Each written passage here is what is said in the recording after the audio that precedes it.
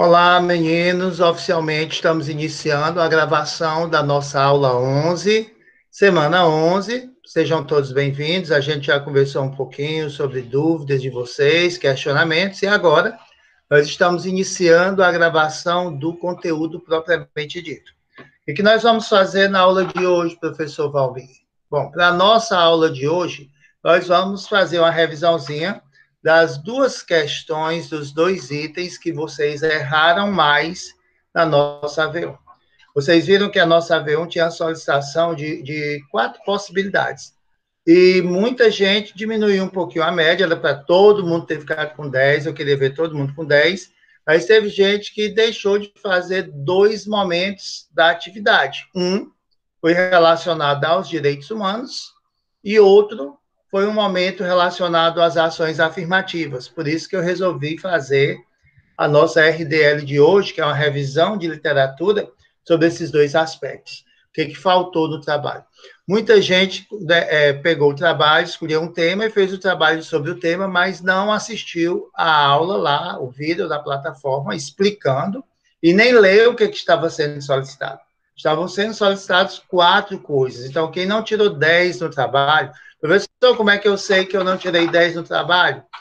Quem não ficou com 10 na média. Por quê? Porque as apps, eu estou vendo aqui na turma de vocês, que nas apps, 99% da turma tirou 10. Só um aluno, dois alunos ficaram com 7,5, porque só apresentaram 3 apps, ficou faltando uma, e um aluno ficou com 2,5, até então, porque só apresentou um app. Então, quem só apresentou um ficou com 2,5. Mas o restante, todo mundo está com média 10, fez todas as apps. Agora, no trabalho, eu estou vendo aqui que 1, 2, 3, 4, 5, 6, 8 alunos, tá certo? De uma turma de 28, então não chega a ser um terço da sala exatamente, né? Mas esses 8 alunos não falaram dos direitos humanos da prova ou não falaram sobre ações afirmativas. Falaram de ações positivas, que é uma coisa completamente diferente, tá certo? E a gente deixou para ver isso na aula de hoje. Então, como é que vai ser essa RDL 3, essa RDL de hoje? Por favor, aí no papelzinho de vocês, vocês vão colocar, como eu já disse, o nome completo, a data, e vão assinar em cima, tá certo? E a RDL é uma atividade que vocês fazem sem o professor. Quem já fez, já enviou, ótimo, isso aqui fica como atividade extraordinária. Mas quem ainda não fez, como a gente está começando a etapa, eu acredito que ninguém tenha feito, nós vamos dar essa chance de essa atividade de hoje valer como um ponto de participação. Muita gente também se salvou na prova por conta das RDLs. Professor, eu nem falei de direitos humanos, nem falei de ações afirmativas no meu trabalho, eu estou com média 10. Por quê? Porque quem fez as 2 RDLs tinha 2 pontos. Quem fez alguma atividade extra e postou lá na plataforma tinha mais 1 ponto. Então, teve gente que tirou 7,5 na prova. Esqueceu de falar das ações afirmativas, por exemplo, dos direitos humanos. Mas essa pessoa tinha feito as 2 RDL. Ainda tinha feito uma atividade extra, teve 3 pontos e, graças a Deus, ficou com a média 10. Então, vocês estão vendo como as RDLs ajudam. Né? E hoje vocês vão ter a chance de fazer a RDL. Então, vamos lá. A nossa RDL de hoje vai ser sobre esses 2 tópicos. O que é que vocês vão fazer aí? Vocês vão fazer as anotações do que vocês acharem mais importante, do que a gente destacar aqui em relação às ações afirmativas. Eu vou até destacar aqui, tá certo? Para favorecer, ficar melhor para vocês, ó. Então, aqui onde tem ações afirmativas, vai ser o tema de hoje, ações afirmativas. E nós vamos ter aqui também, mais na frente, eu vou explicar isso aqui para vocês, nós vamos ter aqui os direitos humanos.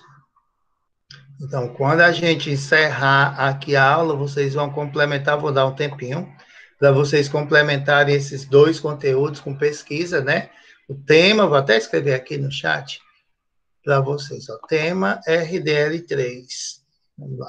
Pessoal que entrou depois, vai colocando o nome aí na frequência, por favor. tema RDL 3. Professor, onde é que eu vou postar isso mesmo? Você já vai postar em etapa 2. Passa rápido, já vocês estão de férias. Etapa 2, AV2. Nós já estamos trabalhando com o material da etapa 2, AV2. Qual é o tema, professor? Vamos lá. Ações afirmativas. É o primeiro tema. E direitos humanos. Já coloquei o texto aqui na plataforma, né? Vocês estão vendo, está sendo apresentado. A gente vai falar sobre isso hoje, eu vou explicar, mas vocês podem complementar essa pesquisa por conta própria. Então, vamos lá, vamos começar para a gente ganhar tempo e eu dar tempo para vocês trabalharem.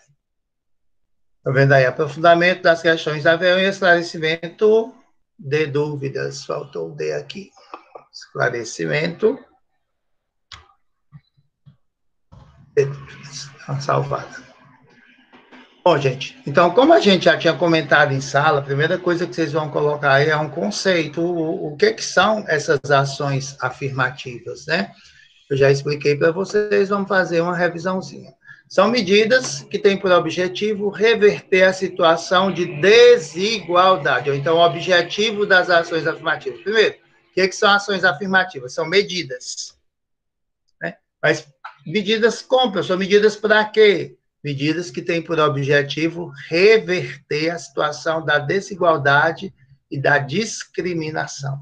Então, o objetivo das ações afirmativas, então, vou colocar aqui, medidas, destacar, são medidas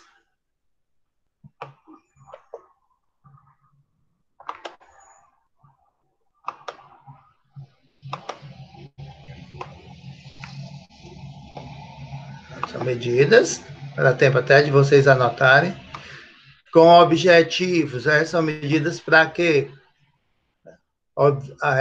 Reverter situação de desigualdade e discriminação,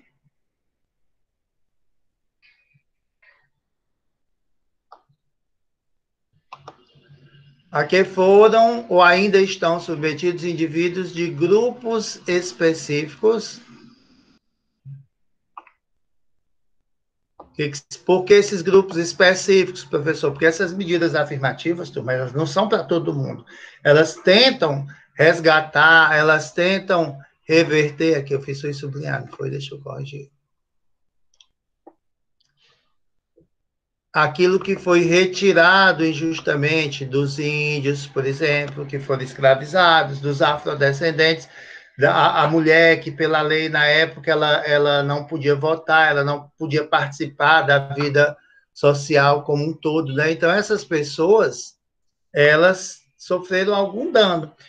E as ações afirmativas, elas existem exatamente, uma maneira de resgatar, de devolver, de mudar esse quadro, tá certo? Para que as pessoas tenham as mesmas oportunidades. E aquelas pessoas que tiveram menos oportunidades, agora elas precisam ser recompensadas, né? E elas podem ser adotadas, né? Só esclarecendo aí para vocês, espontaneamente ou compulsoriamente, através da elaboração de medidas que as tornam obrigatórias. Professor, o que é isso? Compulsoriamente. Que, de repente, a lei pode obrigar as instituições, de uma maneira geral, os equipamentos, a terem nos seus regimentos essas políticas de ações afirmativas. Por exemplo, pode ser decretado que toda instituição pública tenha que ter X% do seu quadro de funcionários favorecendo pessoas negras ou índios, está entendendo? Ou seja, às vezes, essa ação afirmativa, ela pode surgir dentro de uma empresa, ela pode ser pública e pode ser privada, de maneira espontânea. Mas também pode acontecer por determinação legal. Por exemplo, no vestibular, né? O Enem tem um sistema de cotas, então existe uma porcentagem de vagas destinadas para as ações afirmativas, tá certo? Mas, se uma universidade não quiser fazer isso, algumas fazem espontaneamente, e não for protegido por lei, essa ação afirmativa, ela tem o direito de fazer ou não, de obedecer ou não. Outro dia eu estava analisando com os alunos de alguns semestres, né, se a gente parar para pensar a questão desse desfavorecimento. Quantos professores negros, quantos funcionários negros nós temos na nossa faculdade? Você vejam, por exemplo, quando vocês fizeram o terceiro ano, quem estudou em escola particular, quantas professoras mulheres vocês tinham no quadro de professores? Quantos professores negros vocês tiveram no terceiro ano? Tinha algum que era índio sendo professor de vocês? Então, a gente vê que algumas categorias, né, alguns grupos, como ele coloca aí, específicos, ainda não têm um acesso à sociedade como deveria ter. Então, as ações afirmativas, eu queria que ficasse claro para vocês que existem para isso, né? Continuando, aqui com o mouse. Elas partem do reconhecimento de que alguns grupos sociais, tá aí como, olha aí quais são esses grupos sociais, eu coloquei alguns exemplos. Os negros, para quem que essas ações afirmativas são destinadas, né? Vocês estão vendo aí. Negros, indígenas, mulheres, como eu citei para vocês, foram privados econômica, política ou culturalmente, né? Foram privados de seus direitos, resultando em uma condição de desigualdade ou social. Essa desigualdade, como vocês estão vendo aí, essas desigualdades que acontecem nesses grupos específicos, são desigualdades que envolvem o social, econômico, político ou cultural. Então, isso que a gente está marcando aqui de amarelo, depois quem quiser dar um print de tela, é o que é importante para vocês organizarem, para vocês encaixarem aí no que vocês estão anotando. Pode ser em forma de parágrafo, pode ser em forma de frase, ou pode ser em forma de tópicos, ou mapa mental, do jeito que vocês acharem melhor. Eu só queria que para esse grupo que está aqui na nossa aula de hoje, ficasse bem claro o que são essas ações afirmativas, tá certo? E a quem que elas se destinam. E quais foram, como vocês estão vendo aí, as desigualdades pelas quais essas pessoas passaram, que são as desigualdades sociais, econômica, política ou cultural, que vem sendo acumulada e tende a se perpetuar. São ações públicas ou privadas, como eu disse para vocês. Não necessariamente elas são ações só públicas, só de empresa pública, não. São ações públicas ou privadas. E a gente viu também, que eu nem destaquei aqui, mas vou destacar, que elas podem ser adotadas espontaneamente, faz quem quer, né? Como a nossa atividade, ou compulsoriamente, que é obrigatória, determinada por lei. Por que existem as ações afirmativas com esses objetivos, contemplando esses grupos específicos? Porque essa situação que eles viveram, tal situação de desigualdade, é considerada prejudicial para o desenvolvimento da sociedade como um todo.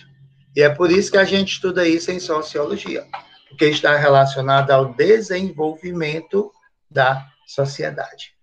No Brasil, esse tema costuma ser vinculado unicamente à política de adoção de cotas raciais nas universidades. Por enquanto, é a ação afirmativa que a gente tem mais presente, né? Entretanto, há exemplos outros de ações afirmativas, se a gente quiser dar mais exemplos, como a criação de delegacias especializadas para o atendimento de mulheres. Olha aí, uma delegacia só para as mulheres que sofrem violência doméstica. A reserva de uma parcela dos postos de trabalho para pessoas com deficiências físicas ou intelectuais. Por exemplo, a Caixa Econômica faz um concurso, aí X% das vagas tem que ser preenchida por pessoas em situações especiais. Isso é uma maneira de você valorizar algumas minorias, né? As leis que exigem a quantidade mínima de mulheres na candidatura a cargos públicos. Os cursinhos voltados unicamente para a população de baixa renda e a distribuição de terras e habitação para grupos vulneráveis. Então, tudo isso aí é exemplo, gente, tudo isso aí faz parte de ações afirmativas. Vocês estão vendo que ações afirmativas não tem nada a ver com pensamento positivo, né? É uma maneira de resgate. Então, nós temos aí os exemplos de ações afirmativas, que vocês podem citar alguns para enriquecer a pesquisa de vocês. E aqui, bom, essa primeira parte que eu destaquei de amarelo é a primeira parte da RDL3, tá certo? Façam um print da tela, quem quiser, o fotográfico, eu vou subir aqui o texto para a gente poder analisar as outras questões. Dá um tempinho aí para vocês fazerem o print. Também, de todo modo, essa aula está sendo gravada. Esse conteúdo vai ficar lá na plataforma. Lembrando para o pessoal que entrou um pouquinho depois, etapa 2, AV2. Isso aqui já vai entrar como atividade.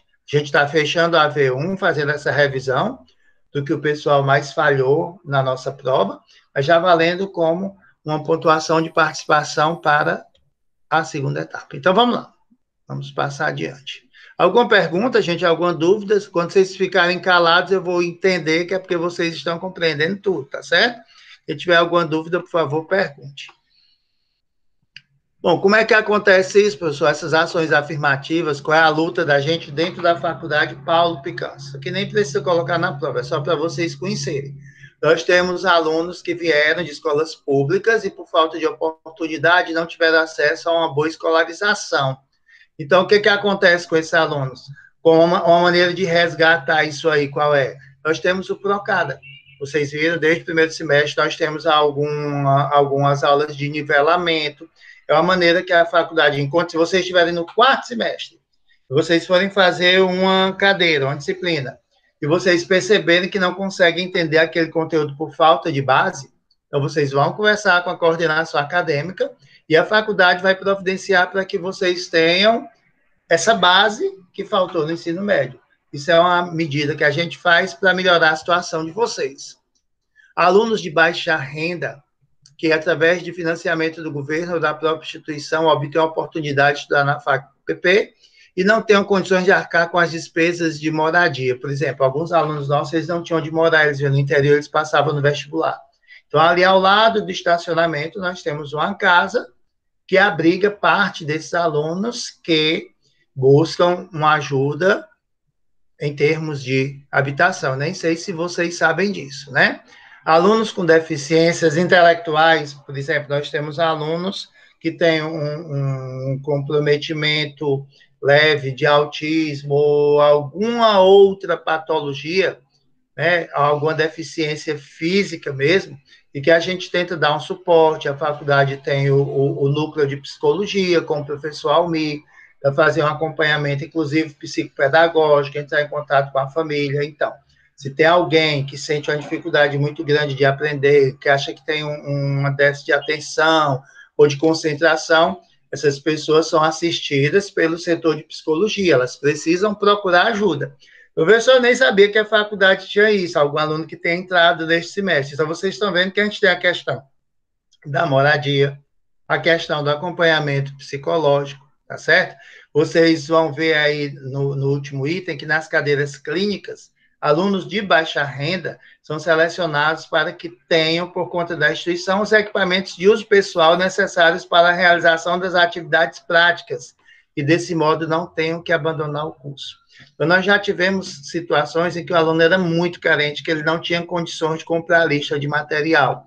Então, esse aluno, ele se inscreve, ele participa de um projeto, quando ele tem realmente essa renda comprovada, a faculdade vê um meio de viabilizar, de emprestar esse material para que esse aluno não seja prejudicado. Gente, tudo isso é uma forma de recompensar pessoas, vocês estão vendo aí, né, grupos que com uma dificuldade ou financeira ou intelectual querem cursar odontologia. E aí, dentro dessa nossa disciplina, nós temos o PROSA. Isso faz parte do projeto, projeto, Socioantropologia, o S, adiativa, que é exatamente esse trabalho que a gente faz e que está suspenso momentaneamente por conta da pandemia, de visitar orfanatos, visitar asilos de idosos, visitar instituições penitenciárias, visitar esses grupos. No exato momento, nós não podemos fazer essas visitas, mas vocês fizeram uma pesquisa na V1, isso faz parte do PROSA, e nessa pesquisa da V1, o último item da prova de vocês era exatamente o perfil odontológico dessa minoria. Como é que eles são tratados, qual é a assistência que ele tem. Então, quando a gente vai a campo, quando a gente está em aula presencial, a gente visita esses lugares e a gente faz uma avaliação do que eles precisam, para quê? Porque não adianta só a gente diagnosticar, só saber do que eles precisam. A gente vai ver o que eles precisam para saber como é que a gente pode ajudar. O que é que a gente pode fazer? Então, algumas instituições são credenciadas à faculdade, a gente orienta que eles procurem a faculdade na terça-feira, que eles se inscrevam para fazer uma avaliação. Então, tudo isso faz parte de um projeto, que é o que está dito aí nesses itens destacados para vocês, né? Então, veja que eu coloquei aqui nesse segundo tópico, nas cadeiras de ESES, que é a Socioantropologia Ativa, os alunos são preparados para interagir com pessoas de diferentes realidades. Aí eu estou colocando as unidades presidiárias, tribos, escolas indígenas, asilos de idosos, orfanatos, APAE, prédio, grupos de afrodescendentes, favelas, grupos de profissionais de sexo, abrigo. Tudo isso vocês fizeram na avião de vocês. Vocês escolheram temas voltados para essas realidades e pesquisaram o perfil odontológico desses grupos. Mas para que a gente pesquisou isso? Porque a gente precisa conhecer. Vocês viram que cada um de vocês pegou um tema diferente. Ou seja, na sala de vocês nós temos pessoas que conhecem todas, se a gente somar tudo que vocês pesquisaram, cada um conhecer um pouquinho mais de uma minoria específica, de uma realidade específica. Então, a gente está lançando para a sociedade, a Faculdade Paulo Picanço, quando coloca vocês no mercado, está colocando no mercado profissionais que têm consciência do que está acontecendo no mundo, né? Para vocês terem uma visão mais de perto, porque às vezes a gente imagina como é uma instituição de idosos, como é um orfanato, como é uma favela, a gente faz ideia, mas a gente só sabe realmente o que é quando a gente pesquisa, quando a gente estuda, e mais real ainda é o conhecimento quando a gente visita o local. Mas eu tenho certeza que até a conclusão do curso, em outras cadeiras, vocês também vão ter a oportunidade de resgatar isso, ou até mesmo com os atendimentos clínicos de vocês. Quando vocês estiverem nas cadeiras clínicas, vocês vão atender pessoas com todas essas especificidades. Na cadeira de Libras, também é muito comum a professora Thelma convidar famílias de surdos ou levar surdos para a aula dela, agora mesmo online, para que vocês entendam um pouquinho da realidade dessas pessoas, tá? Bom, então, dando continuidade, façam um print aí das unidades das realidades contempladas, quem quiser, se a gente passar adiante para colocar na RDL.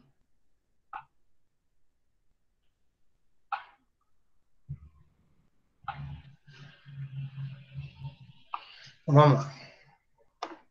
Então, percebe-se nas ações afirmativas a necessidade de se interpretar de modo diferente a noção de justiça social. O objetivo da gente, com essa pesquisa que vocês fizeram, né, além da faculdade valorizar muito a pesquisa, é a possibilidade também da gente interpretar essas diferenças dentro de uma noção de justiça social. Será que foi justo o que aconteceu com os índios? Eu digo sempre para vocês, imagine você estar na sua casa, chegar alguém, tirar você da sua casa, tomar o que é seu e ainda fazer você de empregado. Imagine uma facção, alguém de uma facção chega, manda você sair da sua casa, se apossam da sua casa, já é horrível, né? Mas aí ainda manda que você seja empregado deles, que você trabalhe para eles, sem você ganhar nenhum tostão.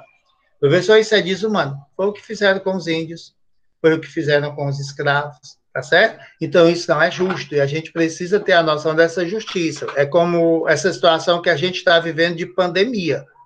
Tem muita gente que só começou a ter cuidado, que só entendeu que a coisa era séria quando morreu alguém da família, quando morreu alguém muito próximo, quando perdeu um amigo bem próximo. Então, às vezes, as pessoas só acordam, né, quando elas veem as pessoas da família dela morrendo, quando elas veem as famílias se acabando, os amigos partindo, né? E fica aqui a minha solidariedade a todas as pessoas que perderam alguém.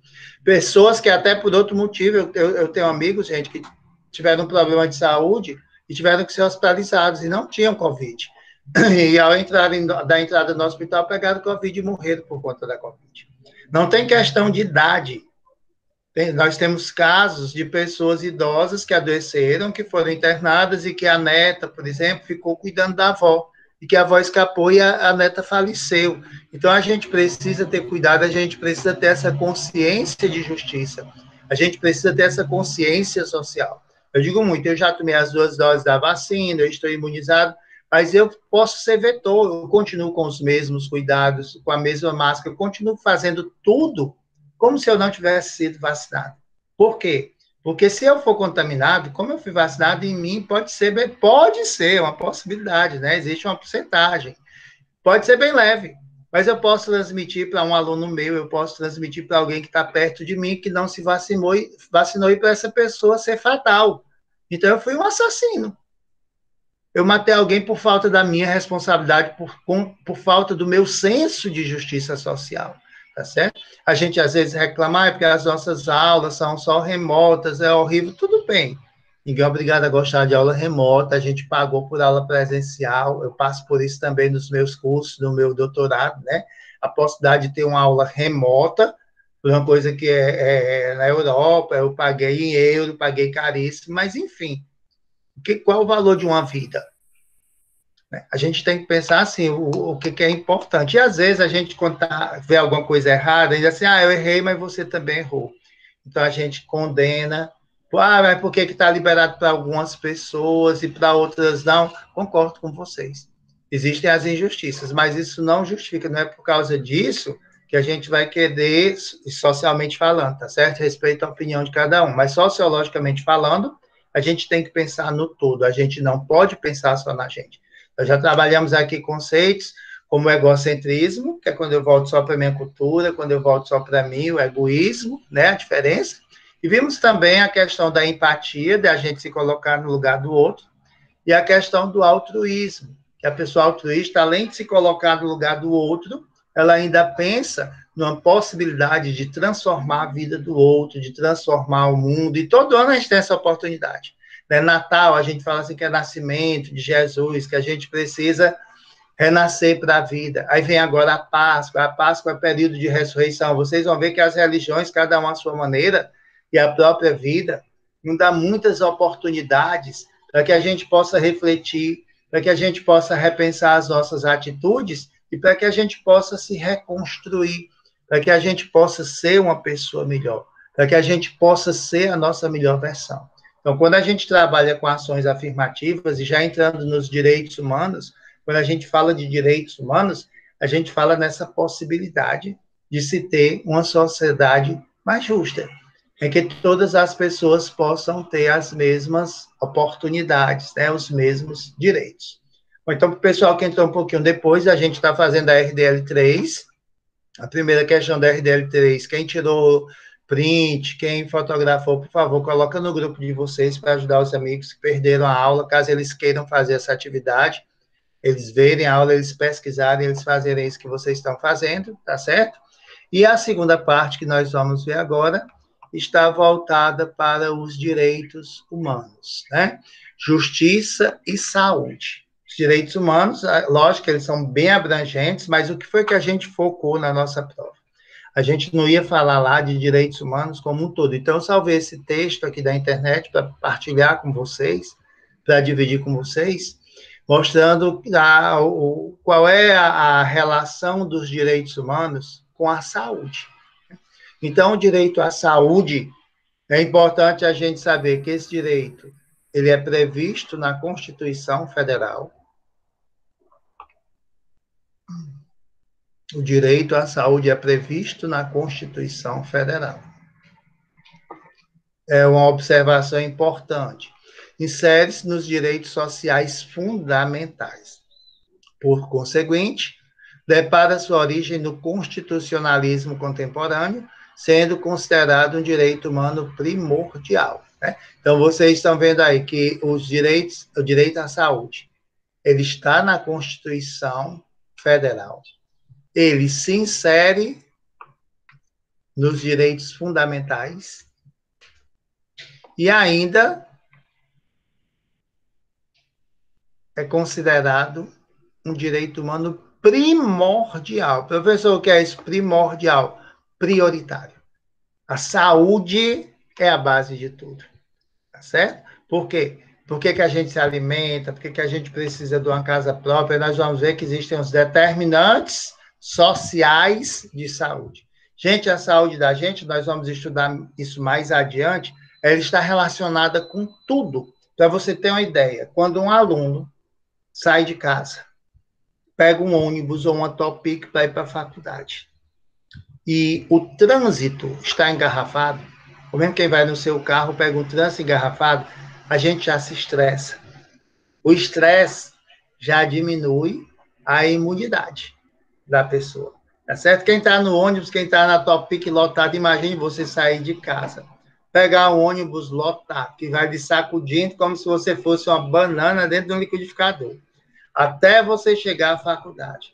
Aí não tem ônibus para todo mundo. Quando o ônibus chega à sua parada, ele já chega lotado e você nem consegue entrar.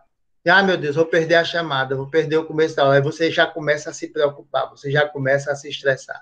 Aí quando entra no ônibus, tem gente que vai pendurado na porta, porque o ônibus está cheio demais.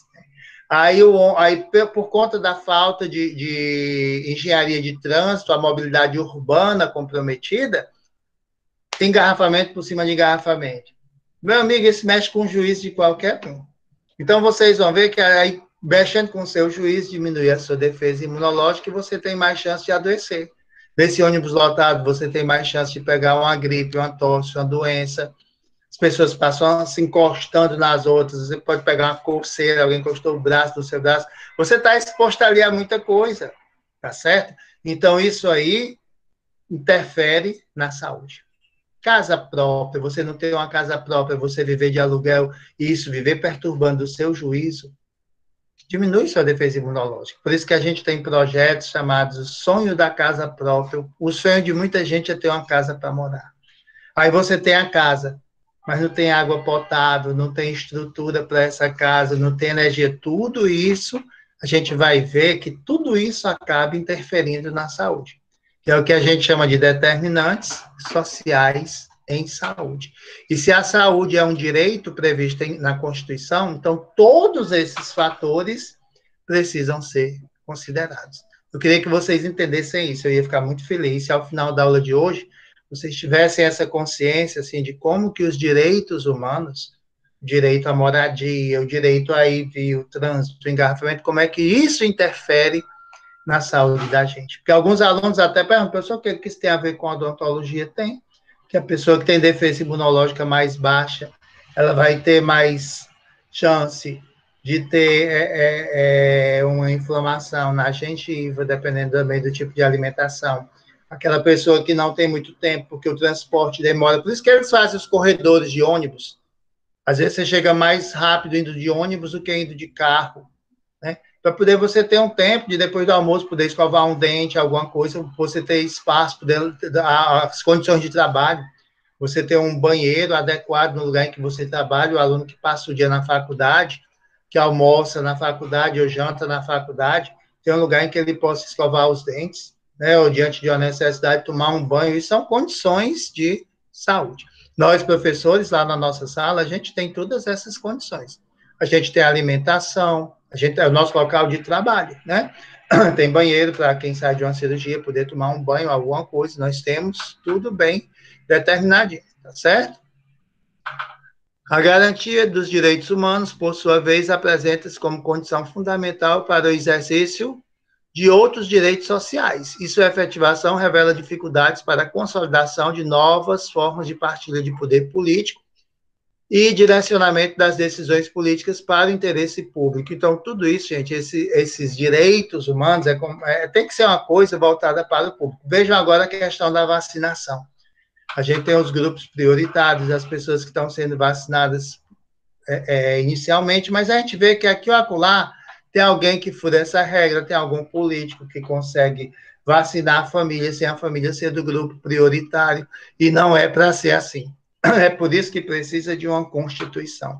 É por isso que precisa de uma lei. Vocês estão percebendo que mesmo com a lei, mesmo com a Constituição, ainda há quem burle tudo isso.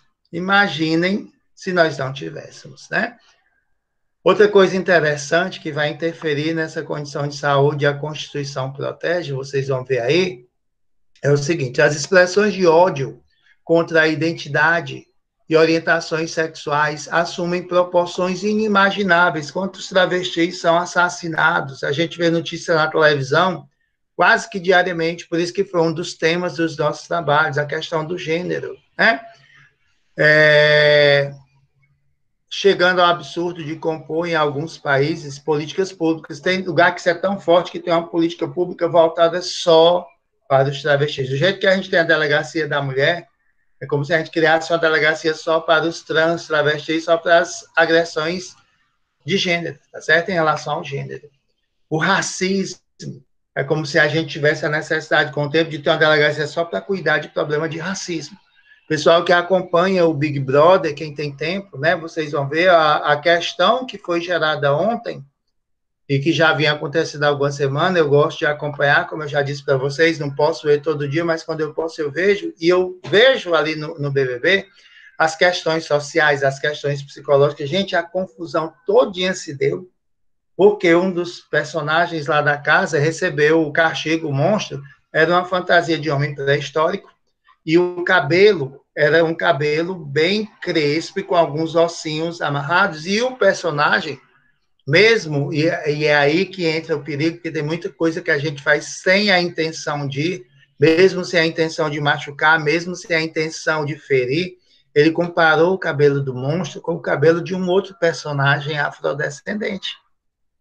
E esse personagem, por conta das agressões que ele já viveu na vida, por conta das agressões que ele já sentiu lá fora, ele se sentiu tão mal, ele chorou, ele sofreu. E um outro personagem da casa, uma outra menina, né, a Camila, que também é negra, ela colocou, gente, eu estou usando peruca para poder deixar o meu cabelo crescer, para poder amar o meu cabelo e aceitar meu cabelo, porque eu nunca aceitei.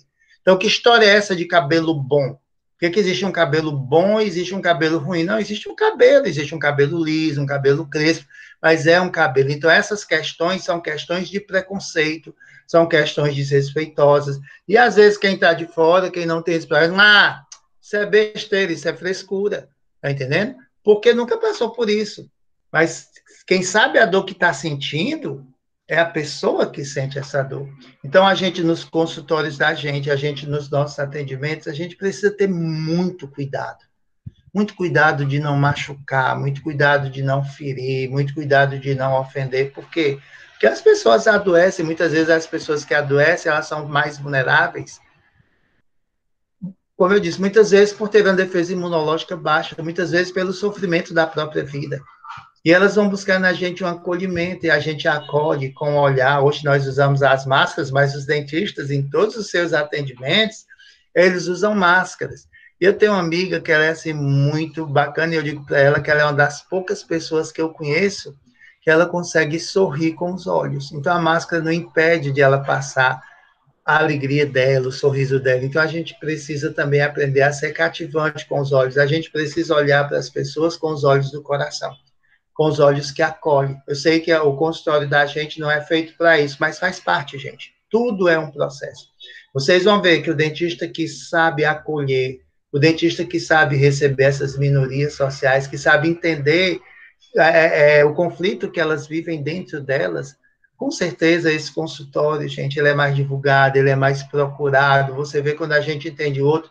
Eu nunca fiz um cartãozinho do meu consultório. Vocês nunca vão encontrar um cartãozinho aí do Dr. Valmir. E graças a Deus, assim, as pessoas indicam às outras. Quando elas se sentem acolhidas, não falta paciente para você. Não falta gente para você atender, tá certo? Então, vamos ser mais humanos, vamos pensar nessas possibilidades, independentemente de haver ou não uma Constituição, independentemente de os direitos humanos resgatarem isso. E aí você vê que dentro dessa visão, ele fala aqui da expressão do ódio contra a identidade e orientações sexuais, ele fala aqui do racismo, a questão de ser mulher, e por aí vai. Então, os direitos humanos, quem não colocou na prova, dependendo do grupo que você pegou, era importante você ter dito que ele está aí para qualquer grupo social. É para todo mundo, é para a humanidade. Então, se todas essas pessoas têm direito à moradia, têm direito a ir, como é que os favelados moram naquelas condições? Como é que o morador de rua fica no meio da rua? Como é que as pessoas consideradas especiais, os orfanatos, as creches, eles não têm um consultório odontológico? Ou se tem, nas unidades de atendimento, né, nos postos de saúde, às vezes não tem condições de atender todo mundo. Você tem um profissional de saúde, um consultório ou dois, para um bairro inteiro, para uma regional inteira, vocês vão ver isso quando estiverem no estágio. Então, é importante a gente entender que a saúde é um direito de todos e um dever do Estado. Vocês veem que até a educação, muitas vezes tem pai que quer matricular o filho e sofre horrores, porque procura não sei quantas escolas e não há vaga para o filho dele. Então, a saúde é um direito de todos e um dever do Estado, é obrigação, garantido mediante políticas sociais e econômicas, é por isso que a gente paga os impostos, tá certo?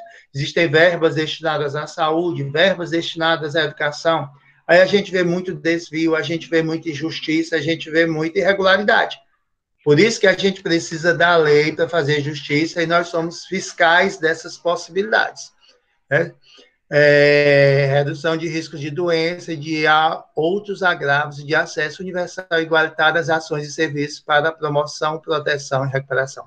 Você vê, por exemplo, que quando o prefeito toma uma decisão, ou o governador, de um lockdown, para tentar desafogar os leitos de UTI e tudo mais, a gente se revolta. Por que que a gente se revolta?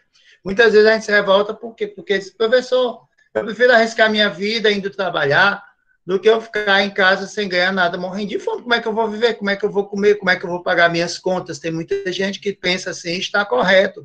Você precisa comer, você precisa viver. Então, quando a gente vive numa sociedade justa, faz parte dessas políticas governamentais, como você vê nos outros países, que as pessoas que não estão podendo trabalhar, que as pessoas não estão podendo sair de casa, tudo bem, tem que ficar em casa? Tem, mas me dê comida. Eu preciso comer para viver, eu preciso ter água, eu preciso ter uma condição digna de vida. E assim, tantas pessoas estão se reunindo, tantas pessoas estão se mobilizando para fazer doação, para ajudar quem precisa. A questão não é só ficar em casa, é por isso que muita gente é contra, porque para ficar em casa, a gente tinha que ter condições de ficar em casa. E a população se revolta, porque ela tem que ficar em casa para não morrer, não matar os outros, mas ela não tem comida, ela não tem essa condição para ficar em casa, ela tem que pagar contas. A gente fica em casa, mas no final do mês as contas da gente vêm. Então é uma situação muito complexa, gente, que se a gente fosse discutir, a gente passava assim a vida toda discutindo, né? É preciso ter saúde, a saúde é para ser para todos, existe uma Constituição para garantir isso, existe, mas as coisas precisam funcionar de uma forma melhor. E o que é que eu sempre digo para vocês? Que isso precisa mudar, precisa sim, mas para mudar o mundo lá fora, eu preciso mudar o mundo que existe aqui dentro de mim.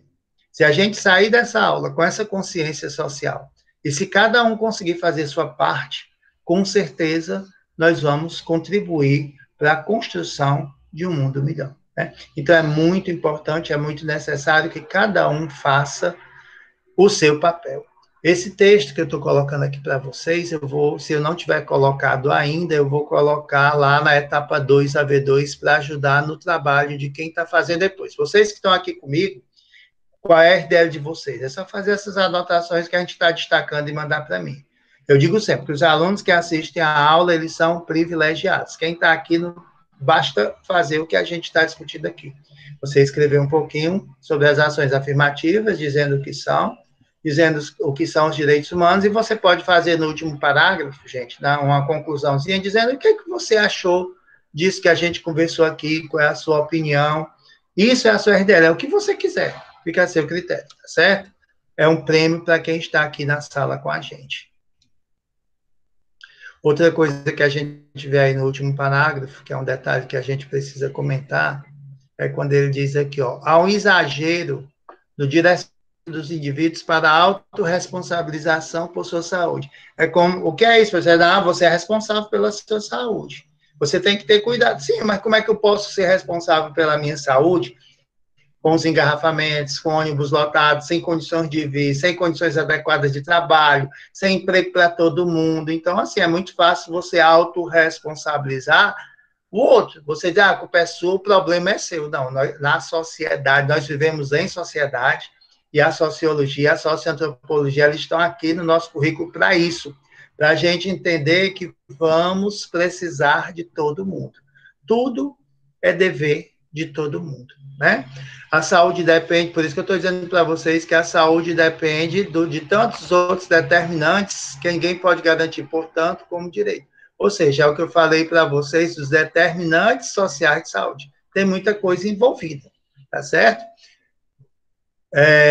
Que obriga a garantia não só dos cuidados de saúde oportunos e eficazes, como também ao provimento, olha aí, o que eu disse para vocês, faz parte do processo, provimento de água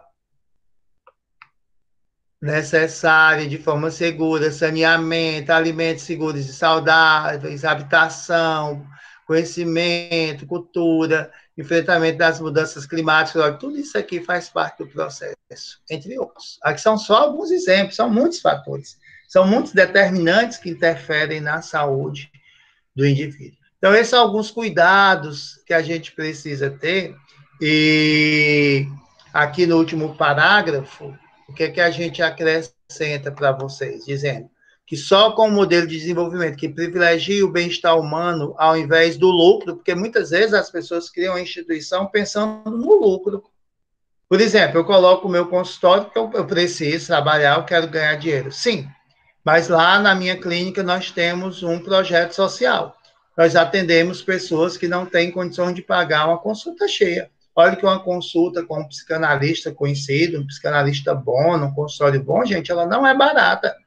Existem consultas que chegam a R$ 800, R$ 900, né? E a minha não é esse preço todo, não, a minha é mais barata, tá certo? Mas mesmo assim eu ainda acho cara. Uma consulta de R$ 490, quase R$ 500. Aí você vai toda semana. Para você pagar isso toda semana para conversar 40 minutos com um profissional, não é todo mundo que tem essa condição.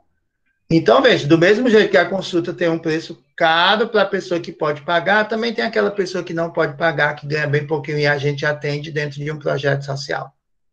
Tá certo? Então, assim, e no consultório de vocês, como é que vai ser? Será que alguém já pensou assim, eu vou tirar uma tarde, uma manhã, ou um dia, eu vou tirar alguns horários do meu consultório só para atender as pessoas carentes, só para atender as pessoas que não podem pagar?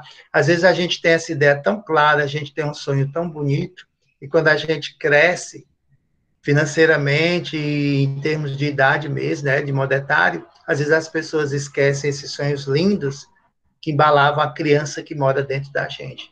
Então, vamos ter esse cuidado de, mesmo depois de formados, mesmo depois de importantes, a gente também tem essa preocupação de ajudar o outro. Bom, e esses direitos, gente, eles estão na Constituição, só se a gente querendo enquadrar, né, de 1981, que aqui está até grafado errado. A Constituição de 1981. A luta pelo acesso a uma sociedade mais justa, mediante ampliação do acesso à justiça. Às vezes, olha, o direito protege, é uma questão de justiça. Mas aí, para poder você se defender, você tem que procurar um advogado e você não tem dinheiro para pagar advogado. Ou então você precisa buscar uma defensoria pública, mas você não tem direito nem de pagar o ônibus para chegar até lá. Você não tem nem força nas pernas porque não se alimentou de forma adequada. Às vezes a gente não tem nem o conhecimento dos direitos que a gente tem, né? Do que cabe a gente. A gente está aí na vida e a gente não sabe do que se trata. Bom, meus queridos, eu vou encerrar aqui a gravação para não ficar muito longa, mas eu continuo com vocês. Deixem só que eu encerre aqui.